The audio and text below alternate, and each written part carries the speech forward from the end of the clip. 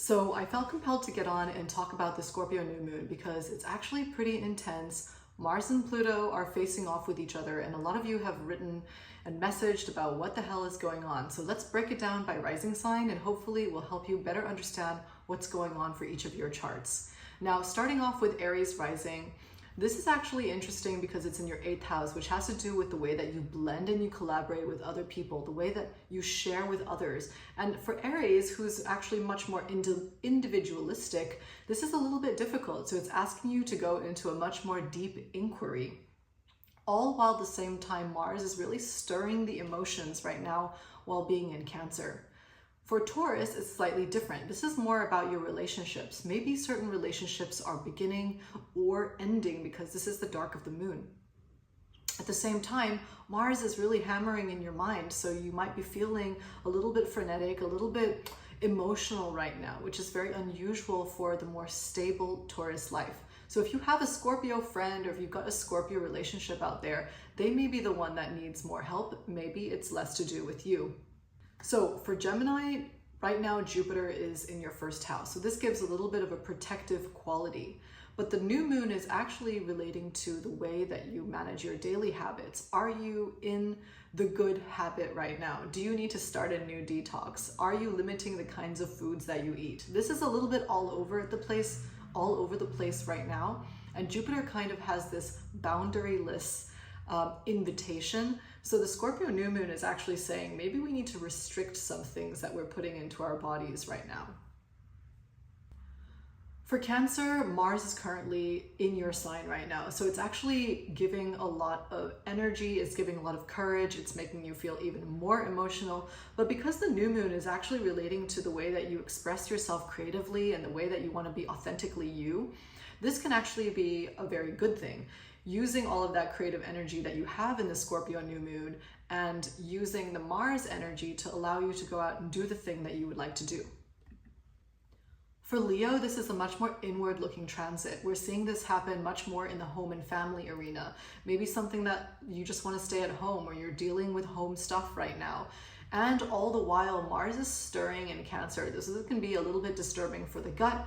This can be sometimes emotionally difficult, especially in the 12th house. It has to do with our subconscious energies, and you might just feel like retreating for this time. For Virgo, this has to do with your friendships. So your friendship community might be shrinking. Maybe you want to take a little microscope and decide which of your friends are actually the ones that are worth spending time with. What are the kind of different groups that I'm involved with? What are my long-term vision for these different relationships in my life? So it has much more to do with the way that you associate with different kinds of people. Looking at Libra, we're actually talking about money on this transit. How are you making your money? What are your different income streams? Mars is up there in your 10th house, so it has to do with your career. You know, what is the relationship between the way that you make money and what you're doing outside for your career? So while Mars usually has to do with relationships for you, and this can certainly bring in these themes, we're actually looking at something that has much more to do with your financial well-being under this transit. For Scorpio, of course, this is a big transit. This is happening in your 1st house, and it has a lot to do with the way that you understand yourself philosophically. You're looking at your health under this transit. You're feeling more inwards. You really want to pare down to the things that are truly important to you. And I would say this is a really important time to really think about, where am I going on this path right now? And am I following the right value system? With Sag, we know that Sag loves to travel, and although you're always up for a big trip, this one is a little bit different. If you want to take a trip right now, you want to be a bit more careful. We have some accident-prone transits for you, and in the 12th house, you really want to retreat in this really intense way. So those escapist tendencies can actually be to your detriment. Be a little bit careful if you are taking a big trip under this transit.